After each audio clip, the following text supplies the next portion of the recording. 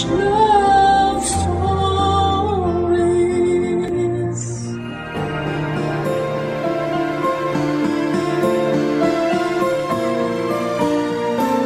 Lahat ng tao ay may kanya-kanyang halaga na hindi kailangang ikumpara sa iba. Kapag nangibabaw sa iyo ang inggit ay maaaring mabulagan ka at hindi mo ito makita. Ikaw kabarangay, sa anong paraan mo nakikita ang iyong halaga? Dear Papa Dudut, isang pagbati po para sa inyo at sa lahat ng inyong mga tagapakinig. Masasabi ko po na isa ako sa mga avid listeners ninyo at laging nag-aabang ng mga bagong kwento mapa Facebook, YouTube at Spotify man. Pero kadalasan po ay sa YouTube lang talaga ako nakakapakinig dahil may pasok po kami sa school. Tawagin niyo na lamang po ako sa pangalang Clea, 19 years old at taga rito lang din sa Metro Manila. Kakagraduate ko lamang po ngayon sa senior high school at excited nga po ako na mag-college. Ang kwento ko po ay nangyari bago ako graduate, Papa Dudut. Hindi naman kami mahirap, pero hindi rin naman kami mayaman. Papa Dudut, gusto ng mga magulang namin na sa private school kami ng kuya ko mag-aral. At sinikap nga po nila na makapagtapos kami sa isang Catholic school. Sa aming magkapatid, ako yung female version ni Papa. Si Kuya naman siya yung male version ni Mama. Masasabi ko po na si Kuya yung mga charming at mas matalino. Kaya parang naging madali lang sa kanya ang lahat. Kapag pinagkumpara kaming dalawa ay wala talaga akong laban sa kanya. Nung nakagraduate na ako ng junior high school ay medyo nakahinga ako dahil akala ko ay titigil na ang mga tao sa pagko-compare sa amin ng kuya ko. Pero nagkamali ako noon. May pumalit na kasi kay kuya. Pagkatapos ng bakasyon namin ay marami na agad nagbago. Lalo na sa mga kaklase ko. At isa na nga po doon yung best friend kong si Rizzy. Hindi po yun totoo niyang pangalan. Medyo katunog lang po pero nag-decide po ako na hindi na lamang po yun banggitin dito, Papa Dudut. Magkakilala na po kami mula pagkabata. Marami nga pong nagsasabi na para daw kaming kape at asukal. Siya yung asukal at ako naman yung kape na kapag pinaghalo, may isang mangingibabaw. At sa aming dalawa, ako yung may strong personality kaya lagi kong nasasapawan si Rizzy. Maputi po si Rizzy samantalang natural naman yung pagkamorena ko. Bumagay naman sa akin ang skin color ko kaya tuwing magkasama kami, ako ang mas napapansin. Pero matapos ang bakasyon namin, hindi ko akalain na malaki ang naging pagbabago kay Rizzy. Tumangkad siya ng konti at wala na ring braces. Tingin ko nga noon ay nagwo-workout din siya dahil medyo nagkaroon ng korte yung katawan niya. Kaya naman kapag magkatabi kami ay nagmumukha akong poste. Naikwento rin niya noon ang tungkol sa pag-enroll niya sa summer class ng isang theater company at sa personality development classes. Pareho naming pinangarap yon. Pero sa aming dalawa, siya lang yung nakatupad noon, Papa Dudut.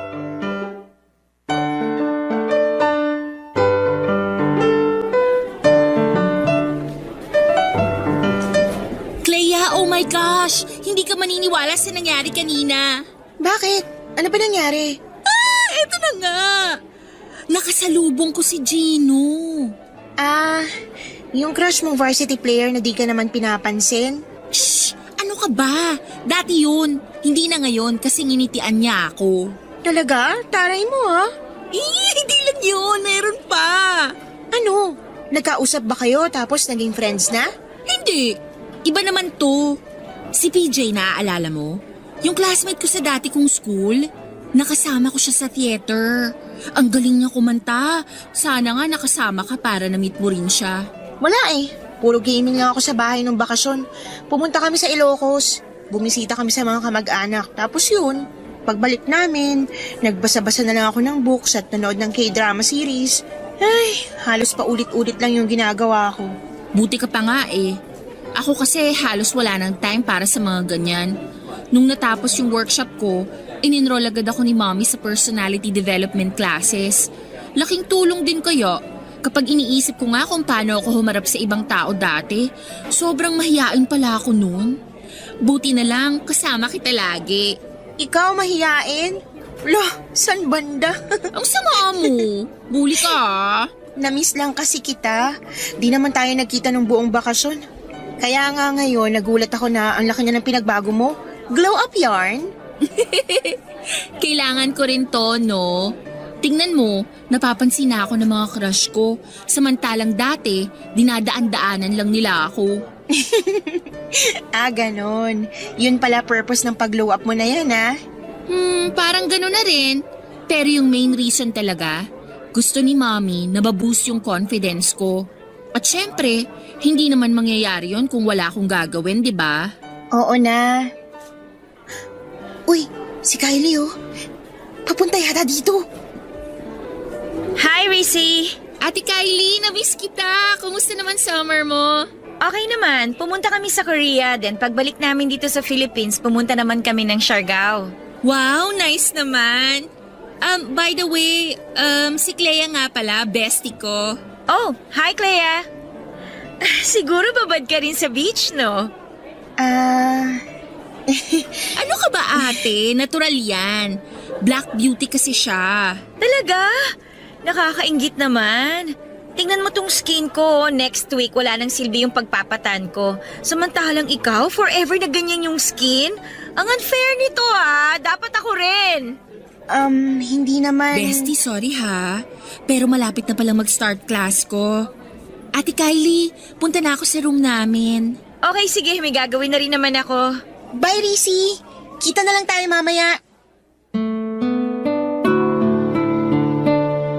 Papadudot na ni bago ako noon kay Rissy. Hindi lang kasi itsura niyang nagbago kundi pati na ang ugali niya. Parang bigla siya naging ibang tao sa paningin ko. Dati kasi hindi naman siya napapansin ni Kylie na sikat sa school namin. Bukod kasi sa pagiging maganda at honor student, president din ito ng Theaters Guild. At sa pag-uusap nila noon sa harapan ko, nakakagulat na gano'n na kaagad sila ka-close. Samantalang ako kahit na ilang beses nang ipinakilala kay Kylie ay hindi talaga nito natatandaan ang pangalan ko.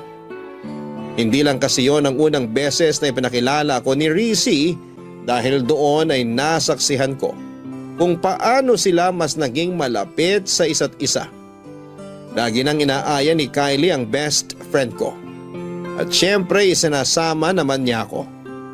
Ang kaso madalas akong ma-OP dahil hindi naman ako nakaka-relate sa mga pinag-uusapan nilang dalawa.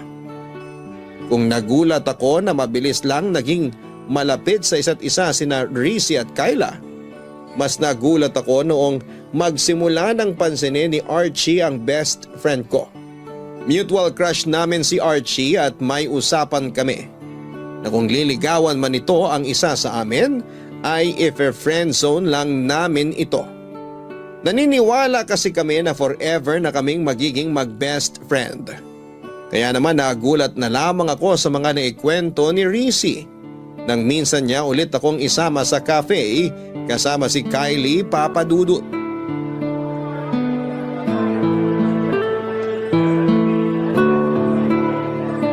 Girl, sorry talaga, hindi ako nakarating nung Sunday. So, ano nangyari nung nag-meet kayo ni Archie? Ayun, napahaba yung kwentuhan namin. Di ko nga ina-expect na kakausapin niya ako eh. Siyempre naman no, malakas kaya ako sa kanya. Na-curious nga siya nung sinabi ko na ipapakilala ko sa kanya yung favorite kong estudyante dito sa school. Talaga? Sinabi mo yun? Oo, sinabi ko yun. Totoo naman na ikaw ang favorite ko rito sa buong school natin, no? Bakit ako? I mean, anong nakita mo sa akin para maging favorite mo ko? Simple lang. Maganda ka, tsaka confident. Marami tayong pagkakapareho. Parang nakikita ko nga yung sarili ko sa'yo nung ganyang age pa lang ako eh. And I'm sure marami pa tayong pagkakasunduan. Sure ako dyan. Si Clea kaya, Ate Kylie? Anong masasabi mo sa kanya? Well, hindi ako magpapaka-plastic sa'yo, Clea. I know hindi pa kita ganun kakilala, pero sa inyong dalawa, mas mapapansin talaga si Rizzy. Excuse me lang pero hindi naman ako uhaw sa atensyon. Oh, wag kang magsungit. Wala pa akong sinabing mali Sinabi ko lang yung totoo. Alam mo, dapat tanggap mo rin na hindi mo lahat mapiplease. Lalo na sa itsura at... Never mind. Alam ko, kasi kung di ko tanggap yon, nagpapakadesperada na ako para mapalapit sa'yo. Kaso di ako ganun Di naman ako pasikat at pabida. Girls, chill. Baka mamaya magkasabunutan na kayo niyan. Uy, bestie, wag mo na kasi masyadong siniseryoso mga sinasabi ni Ate Kylie. Sabihin nyo na lang kasi kung ayaw nyo nandito ko. Di naman yung gano'ng kahirap, di ba? Bestie, please? Isa ka pa Sana di na ako sumama dito. Okay. Change topic na lang tayo para walang umalis. Anyway, ano na nga ulit yung nangyari sa pag-uusap niyo ni Archie? Ilang beses ko na siyang inaya na makipag-meet sa'yo pero wala pa siyang time nun Ayun. Kinilala namin yung isa't isa. Tapos nalaman ko nga na wala na pala sila ng girlfriend niya. Talaga? Totoo. Kasi kung sila pa daw nung girlfriend niya, malamang hindi siya makikipag-meet sa akin. Aminin mo, gusto mo siya, no? Ha? Hindi naman sa gusto agad. Parang ano lang. Girl, kahit hindi mo aminin, halata naman sa'yo, no? Paano kung ligawan ka niya? Papaligaw ka ba? Siguro. Yan! Ganyan dapat yung sagot! Kasi alam mo, bagay kayo. Talaga? May nakakalimutan ka yata, bestie? Ha? Anong nakalimutan? Mukhang nakalimutan mo na nga. Ano ba kasi yun? Share niyo naman. Ha? Wag na, hindi naman importante yon. Di naman pala importante, sinisingit mo pa. Wag na natin pag-usapan yun. Fine! So, sinabi ba ni Archie na may nililigawan na siya ngayon? Wala pa, pero meron na daw siyang gustong ligawan. Oh my gosh! Sino kaya yun? Sabi niya, nasa tabi-tabi lang daw. What if ikaw yun? Ay! Girl, grabe ang saya-saya ko para sa'yo!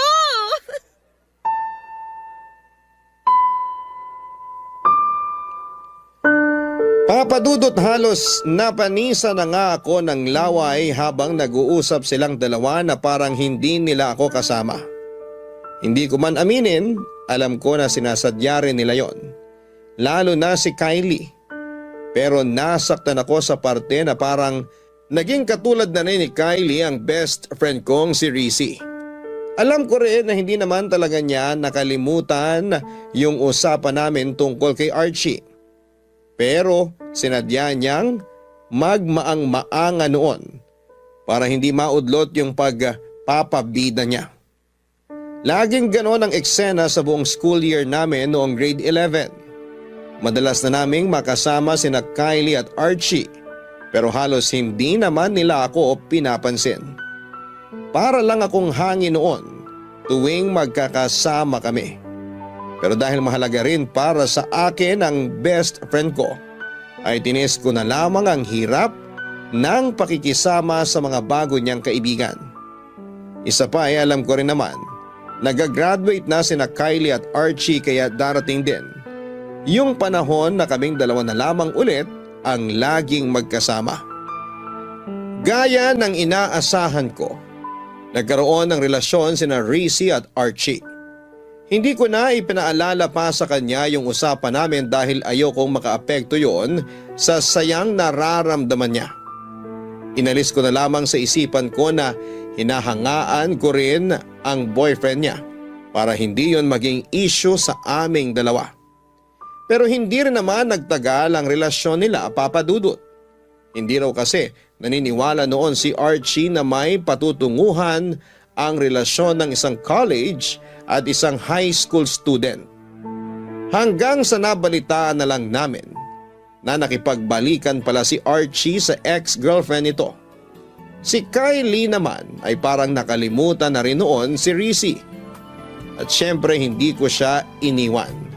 Sa mga panahong yon, Papa Dudut. Barangay Love Stories. Barangay Love Stories.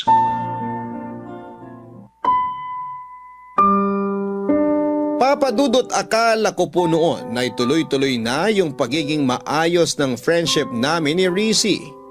Pero parang may gusto talaga siya noong patunayan. Noong mag-grade 12 na kami, bigla rin siyang nagkaroon ng interes sa student council. Hindi na rin naman ako nagulat noong nanalo siya bilang president dahil mula nang maging close sila ni Kylie ay marami na rin talagang nakakakilala sa kanya. Bukod pa roon ay siya rin ang pumalit na president ng Theaters Guild. Naging contributor din siya sa mga school paper. May mga araw na hindi ko na siya makausap sa sobrang dami ng activities niya. Sinubukan ko namang makisabay pero wala talaga akong hilig sa pagsusulat. Ayoko rin gumastos para sa campaign materials sa pagtakbo sa student council. At pagdating naman sa pag-arte, wala talaga akong interes doon, Papadudot. Sa Glee Club lang talaga ako nagka-interes pero bilang isang singer lang. Ayaw ko ring maging soloista kaya kahit doon ay konti ang naging kaibigan ko. Halos wala rin pumapansin sa akin doon maliban lang sa mga lalaki at mga tomboy na gustong magtanong tungkol kay Rizzy. Tinatanong nila kung pwede raw ba silang manligaw sa best friend ko. Pero lagi ko na lamang sinasabi na busy pa siya at walang panahon sa ganung bagay, Papadudot. Grabe sobrang busy mo na. Ngayon na lang kita ulit nakasabay kumain. Dami kasing activities. Alam mo naman kapag president ng student council. Hay, may Theaters Guild pa. Masyado mo naman kasing kinareer lahat. Kailangan kong gawin yun. May kailangan akong patunayan. Huh? Kanino naman? Sa pagkakaalam ko, di ka naman pinipressure ng parents mo. Tsaka, dun pa nga lang sa naging president ka, malaking achievement na yun eh. Hindi pa enough yun, bestie. Bakit hindi? Magaling ka na nga eh. Marami na rin nakakakilala sa'yo. Alam ko, pero marami pa akong gustong ma-achieve. Ikaw ba, ayaw mong makilala ka dito sa school? Dapat nga tumakbo ka rin para maging student council officer eh. Wala akong budget para sa campaign materials.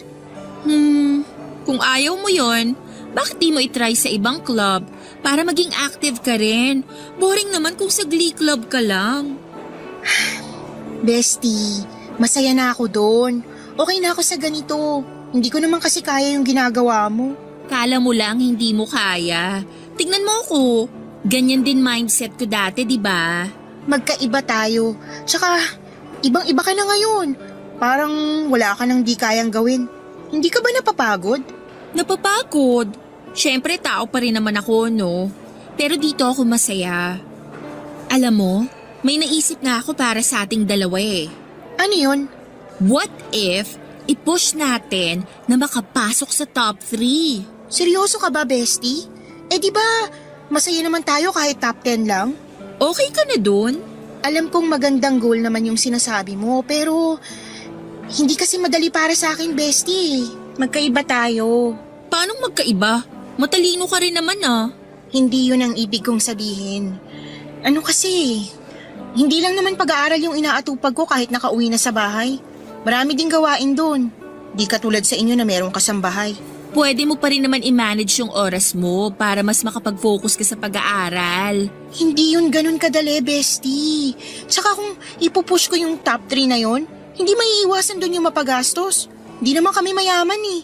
Sinikap lang talaga ng mga magulang namin na makapag-aral sa private school. Kaya magkasama tayo dito. Nagigets naman kita sa part na yan. Pero sayang kasi eh. Marami ka pa sanang pwedeng gawin. Okay na ako sa ganito. Masaya na ako kung makakapasok pa ako sa top 10. Pero yung top 3, parang imposible pa. Ay, bahala ka nga.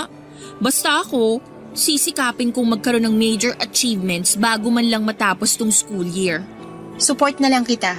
Ano pa nga ba? Baka naman iniisip mo na ayaw ko lang talaga makipagsabayan sa'yo.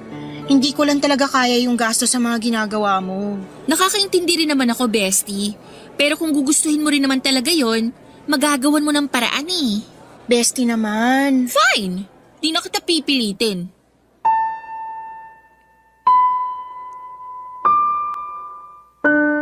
Papadudot, gustong gusto ko rin na makapasok sa top 3. Pero gaya nga po ng sabi ko kay Rizzy, hindi yun ganon kadali. Magastos po kasi talaga kapag nasa private school, lalo na kapag may mga extracurricular activities. Pero dati naman ay kontento na kaming dalawa sa top 10. Sapat na rin yung makasama kami kahit sa isang school activity lang para masabi na merong sinalihan. At aaminin ko na maganda naman yung goal ni Rizzy. Pero marami kaming pagkakaiba sa mga bagay-bagay. Mas madali para sa kanya na mag-focus sa goal na yon kasi mayaman sila. Hindi niya kailangang magtipid gaya ng ginagawa namin. Pag-uwi niya may kasambahay na mag-aasikaso sa kanya. Sa amin ay wala. Kami rin mismo ang maghuhugas ng kinainan namin. Kami rin ang magluluto, maglilinis ng bahay at kahit sa paglalaba. May schedule din kami. Ginagawa ko naman ang lahat ng time na yon para hindi na may kumpara pa sa kapatid ko, Papa Dudut. Sinusunod ko naman lahat ng gusto nila para sa akin. Dahil maganda pa rin naman yung performance ko sa school. Inaasahan ko noon na ma-appreciate na yon ng nanay ko. Hanggang sa magkaroon ng meeting ang mga magulang para i-announce ng advisor namin kung sino-sino ang pumasok sa amin sa top 5.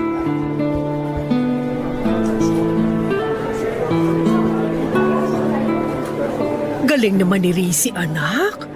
Magkaibigan kayo nun, di ba? Opo, mag-best friend pa nga eh.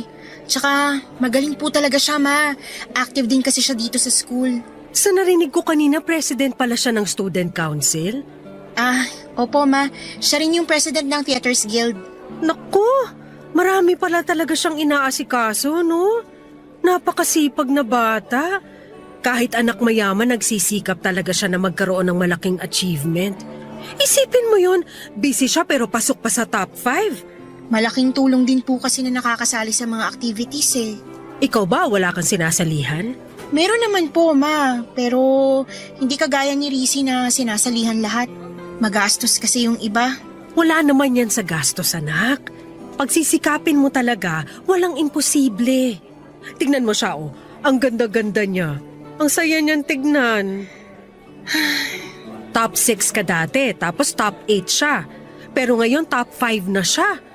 Nakakabilib naman talaga yung dedikasyon niya sa pag-aaral.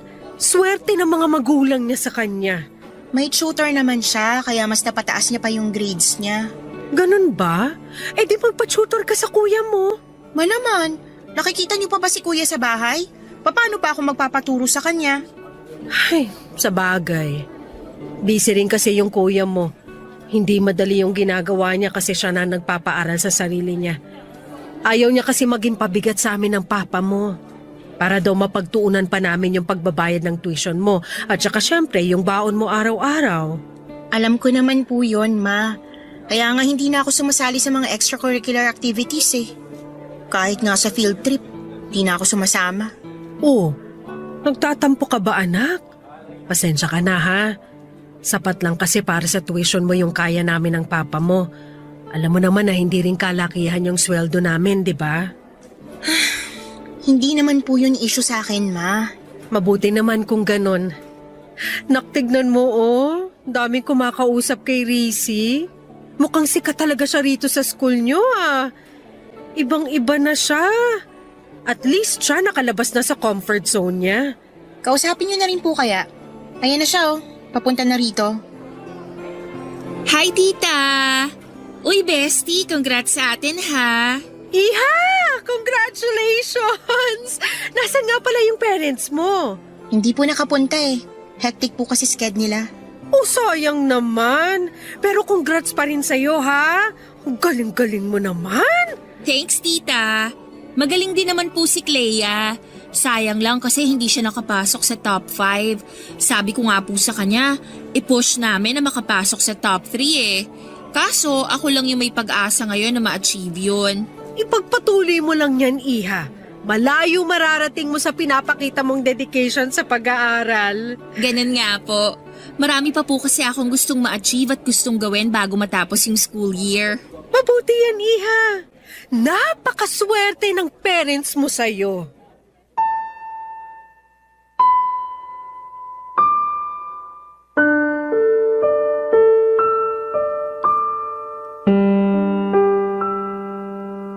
Papadudot, hindi ko maiwasang magtampo sa nanay ko nang iwanan niya ako doon para makipag-usap kay Rizzy. Ipinakilala niya ang nanay ko sa mga kapwa niya officers at iba pang nakakakilala sa kanya para ipakita kung gaano siya kasipag bilang isang estudyante. Best friend ko siya, kaya masaya ako sa mga achievements niya. Pero nang time na yon ay nakaramdam naman ako ng inggit. Tahimik akong humihiling na sanay ako naman yung pansinin ng nanay ko. Naging bukang bibig niya noon si Rizzy at halos marindi na ako sa mga naririnig kong papuri para sa best friend ko. Hindi man kasi direktang sabihin ni mama, pero alam ko na pinagkukumpara niya kaming dalawa. Akala ko ay doon na matatapos ang pagngingit-ngit ng kalooban ko. Pero nagulat ako nang imbitahan ni mama si Rizzy para mag-dinner sa amin. Tuwang-tuwa naman noon pati ang tatay at kuya ko nang makausap din nila ang best friend ko. Panay ang tanong nila tungkol sa buhay niya na para bang galing siya sa abroad at matagal nang hindi nakikita. Ilang ulit pang sinabi ng nanay ko na driver pa ni Rizzy ang naghatid sa amin pauwi sa bahay.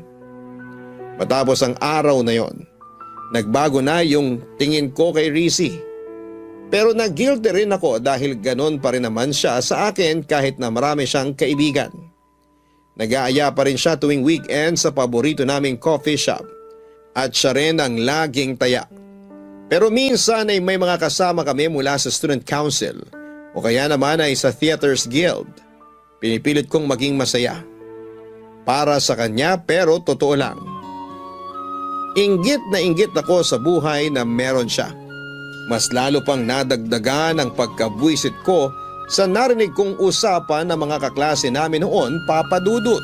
Barangay Love Stories. Barangay Love Stories.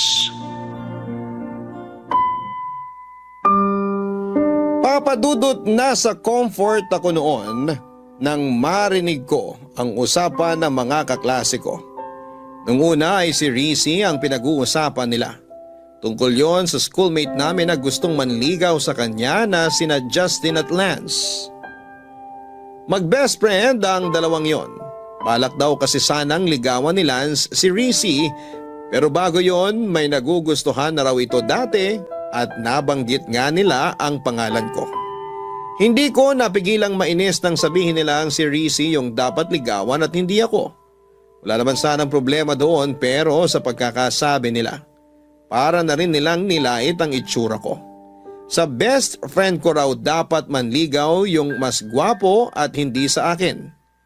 Hindi ko gusto yung pakiramdam na naiinis ako kay Rizzy dahil sa pagkukumpara ng mga tao sa aming dalawa. Siya na lang kasi palagi ang napapansin.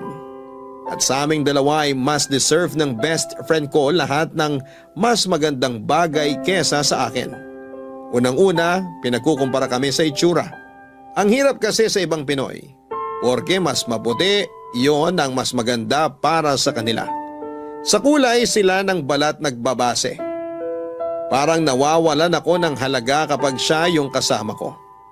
Kahit kasi sa pamilya, mas bida si Rizzy. Lahat ng appreciation na kailangan ko para lumakas ang loob ko ay nawala ng dahil sa kanya. Hanggang sa mapag-usapan namin ang tungkol doon.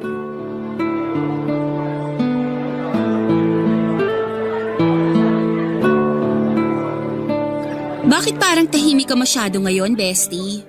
May iniisip lang. Problema ba? Ano pa nga ba? Alam nga naman magsaya ako kung may problema ako, di ba? Uy, grabe. Nagtatanong lang naman ako. Ano ba kasi yun? Baka may maitulong ako. Wala yun. Nakakahiya naman kung idadamay pa kita doon. Bakit nga pala di mo kasama yung mga new friend mo?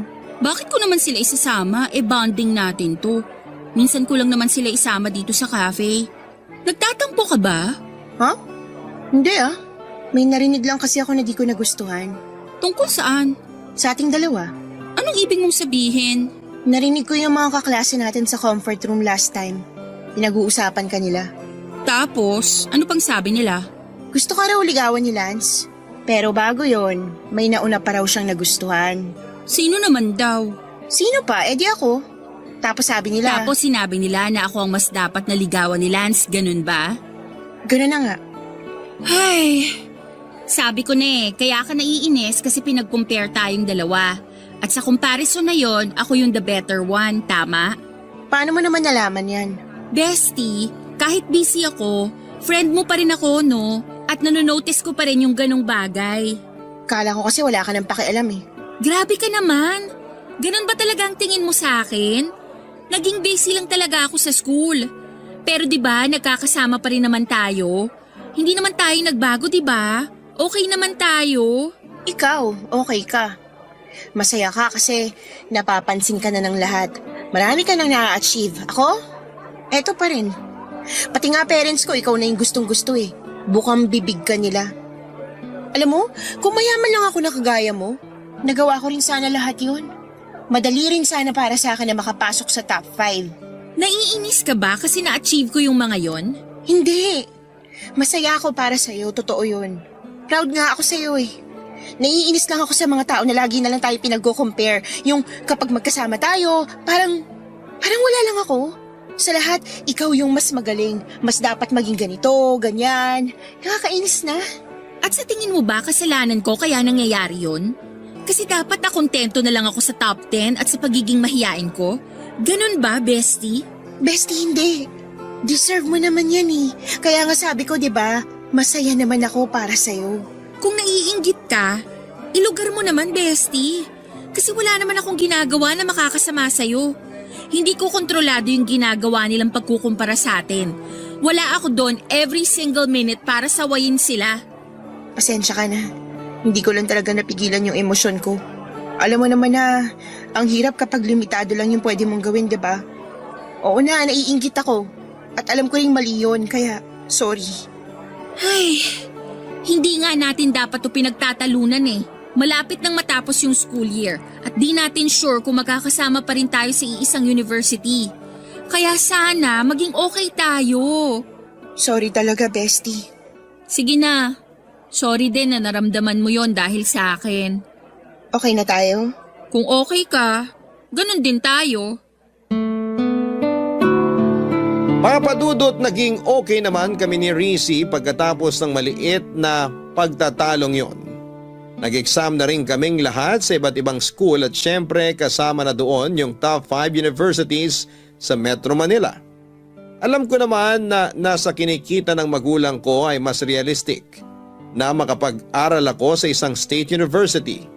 Pero dahil nakapasok si kuya sa isa ring kilalang university at nagka-scholarship pa, pinangarap ko rin na makapag-aral doon. Pareho kami ni Rizzy na pangarap ang university na yon. Gaya ng inaasahan ko dahil may pera si Rizzy ay nakapag-exam siya sa 5 top universities. Nang magkaroon pa ng pagkakataon ay dinala rin siya ng magulang niya sa Cebu para makapag-entrance exam sa isa ring kilalang university doon. Ako naman bukod sa 2 mamahaling eskwelahan. Nag-exam din ako sa 2 state university. Magkakasunod na buwan ang dumating ang results mula sa iba't ibang school.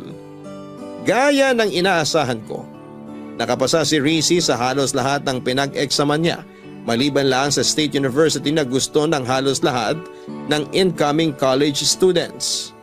Laking gulat ko naman dahil nakapasa ako roon. Pareho naman kaming nakapasa sa mga mamahaling eskwelahan, kaya nag-apply ako kaagad para sa scholarship.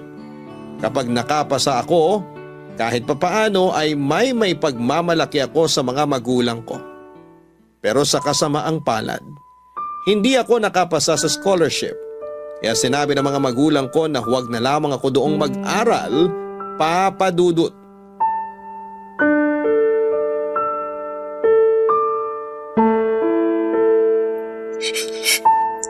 Bestie, please, tahan na.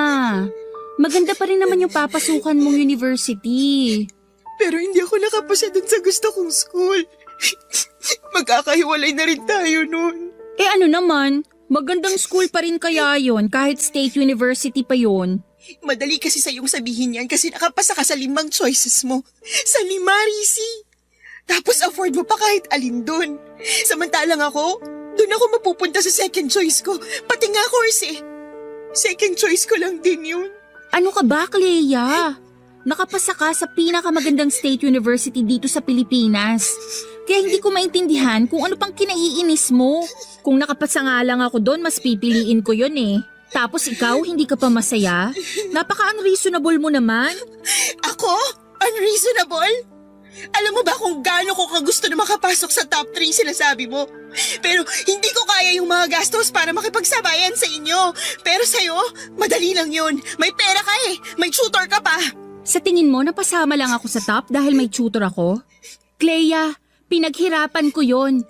Nandun na tayo sa may advantage ako dahil doon. Pero kailangan ko pa rin pagsikapan lahat.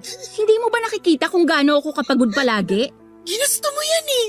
Dati naman sapat na sa atin na makapasok tayo sa top 10 pero naghangad ka pa ng sobra. Para ano? Para mapansin ka ng lahat? Well, congrats! Kasi sikat ka na. Pati nga yung usapan natin nun tungkol kay Archie nakalimutan mo na eh. O baka naman mas tamang sabihin na kinalimutan mo. Talaga ba? Yun pa rin ang issue mo? My gosh, Clea, ang tagal na nun. Tsaka hindi rin naman kami nagtagal ni Archie, di ba? Alam mo, kaya ka nagkakaganyan kasi hindi mamatay-matay yung inggit mo sa katawan. Hindi mo kasi ako naiintindihan eh. Sa bagay, paano mo nga naman maiintindihan paborito ka ng lahat? Puring-puri ka lagi ng mga teacher natin. All eyes sa'yo yung mga schoolmate natin. At pati mga magulang ko, ikaw yung gusto. Kasi nga naman, pasok sa top 5. President ng Student Council, President ng Theaters Guild. Sa madaling salita, bidang-bida ka sa lahat. Pabida ka eh. Wow naman sa pabida! Kasalanan ko ba na ginusto ko na mag-improve pa? Alam mo kasi kung gugustuhin mo talagang makapasok sa top 5, kaya mo eh. Kasi kapag gusto, laging may paraan. Pero ikaw, pinili mo na makontento na lang sa top 10. Talaga? Di congrats sa Student of the Year na enjoy yung nakukuhang atensyon. Sa narinig ko ngayon sa'yo, gets ko na. Gets ko na kaya mong ipagpalit yung friendship natin sa pagiging pabida mo. Kung gusto mo, doon ka na tumira sa amin eh. Para ikaw na lang ang anak ng mga magulang ko. Total, gustong-gusto ka naman nila, diba? Naririnig mo ba yung sarili mo? Mula elementary tayo, ikaw na yung nagdadala sa akin. Kasi nga di ba mahiyain ako noon? Tapos ikaw yung malakas ang loob sa ating dalawa? Kaya akala ko magiging proud ka sa akin. Akala ko magiging masaya ka sa lahat ng achievements ko. Para sa'yo na naman. Ikaw na naman. Kung alam mo lang kung gaano ka kaswerte, hindi ka mag-iisip ng ganyan. Ni minsan ba nakita mo yung parents ko dito sa school? Wala sila lagi, di ba? Si Yaya lang yung lagi kong kasama. Siya yung pinakikisuyuan para samahan ako dito sa school kapag kailangan ng presence ng magulang. Samantalang ikaw, never nawala yung nanay mo. So ngayon pinapalabas mo na napakaswerte ko sa mga magulang ko? Wala nga silang ginagawa para tumaasweldo nila eh. Hanggang ngayon nagtitipid pa rin kami. Tapos ayun, bidang-bida na sa kanila si kuya, dumagdag ka pa. Then sorry. Sorry kung akala mo inagaw ko sila sa'yo. Masaya lang kasi ako noon na naramdaman ko sa kanila yung pagiging magulang sa akin kahit saglit lang. Alam mo ba kung bakit nasabi ko na swerte ka sa kanila? Kasi mapopromote na sana sila eh. Pero hindi nila tinanggap kasi kakailanganin na rin nilang magtrabaho kahit weekends. Ayaw nila na mawala ng time sa'yo, sa inyo ng kuya mo. Samantalang ako, kahit na mismong graduation day, walang pupunta para sa akin. Tapos yung sinasabi mo na all eyes sa akin yung mga classmate natin? Clea, alam naman nila na medyo masungit ka. Pero pinapakilala ko pa rin sa'yo yung mga nagiging kaklose ko. Tapos anong ginagawa mo? Hindi ka man lang umingiti na parang pinaparamdam mo na ayaw mo sa kanila. Kaya wag mo isisi sa akin na natutuwa sila sa akin at hindi sa'yo. Kasi sa totoo lang, ikaw yung may gusto na maging ganyan ka. Hindi ako.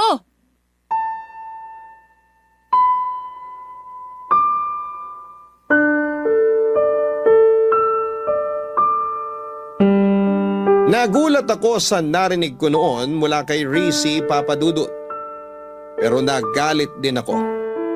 Sa katunayan, dumating at lumipas ang graduation namin na hindi kami nag-uusap. Hanggang ngayon, na first semester na namin, natuloy siya sa mamahaling university. Ako naman sa State University talaga pumasok at isa ring scholar. Pero aaminin ko na ngayong wala na ako sa private school. Nakahinga na ako ng maluwag dahil hindi ko na kailangang umastang mayaman. Pero tuwing nakikita ko ang mga post ni Rizzy sa Facebook, Parang bumabalik sa akin yung naging huling pag-uusap namin. At tuwing naiisip ko yon ay napapahiya ako sa sarili ko. Hindi ko alam kung anong dapat kong maramdaman sa pagkakaibigan namin ni Rizzy. Aminado ako na medyo masungit nga ako noon at palaban din. Pero naisip ko rin kung kailangan ko nga ba talagang magbago para sa ibang tao. Wala naman akong sinabi na gusto kong maging mahiyain si Rizzy habang buhay. Pero hindi ko maintindihan kung bakit kailangan pa niyang kaibiganin yung halos lahat ng estudyante sa school namin. Siguro'y nasanay lang din ako na kaming dalawa lang yung magkaibigan. Baka nga naging selfish talaga ako, Papa Dudut. Sa ngayon ay hindi ko pa rin alam kung anong gagawin ko dahil hindi pa rin kami nagkakaayos ni Rizzy. Sana po ay makahingi rin ako ng payo sa mga nakikinig ngayon. Hanggang dito na lamang po muna, Papa Dudut. Maraming salamat po sa pagbabahagi ninyo ng kwento ko. Taos-pusong nagpapasalamat din po ako para sa Barangay LS sa patuloy na pagbibigay ng pagkakataon sa amin na makapagbahagi ng kwento dito at mapakinggan pa ng libu-libong mga listeners ninyo. God bless, Papa Dudut, at mabuhay ang Barangay LS.